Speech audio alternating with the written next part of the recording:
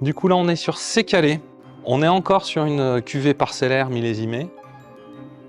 On est encore sur la fameuse parcelle des Gabers, qui est une parcelle donc cultivée en agriculture biologique et régénérative, parce que les Ayoub-Perrot sont des pionniers d'une agronomie alternative et des sols vivants. Le seigle, il pousse très bien là-bas.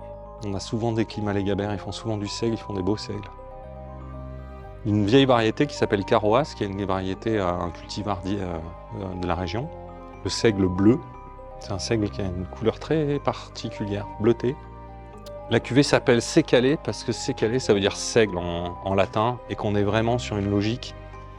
Même si on est sur un élevage de 6 ans, on est sur les aromatiques du seigle, très purs, dans toute leur complexité, où on a comme sur Moisson Rail, mais avec des aromatiques un peu aériennes, montagne sauvage. On a un peu les mêmes aromatiques, mais avec on est à 57% volume, puis c'est un brut de fût directement mis en fût, et du coup avec une clarté toute particulière.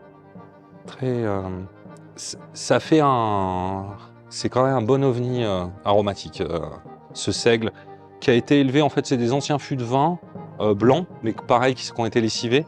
Et donc on n'a pas du tout trace de ça en nez.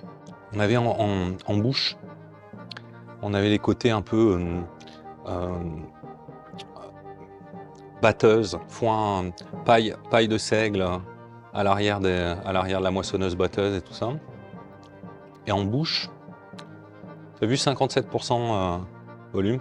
Là, il n'y a pas de chaleur, là. La chaleur, elle vient des épices, du moins sur une nappe un peu, une vague assez céréalière, assez sur le grain, assez un peu fermentaire, un peu minéral, vient se greffer des épices, du poivre. Et on passe par plein de notes. On vire du sucré au salé. On peut avoir des notes de chocolat. J'ai des notes de chocolat, j'ai des notes salées. J'ai des notes un peu alsaciennes, je dirais, façon Kouglof.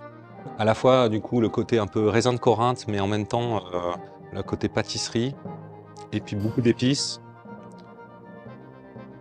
Et on trouve même des notes étranges du fruit rouge. Moi, j'ai sur la fin de bouche un peu. Fruit rouge un peu. Un côté un peu chocolat au piment, fruit rouge. Après, on redescend sur des choses plus minérales.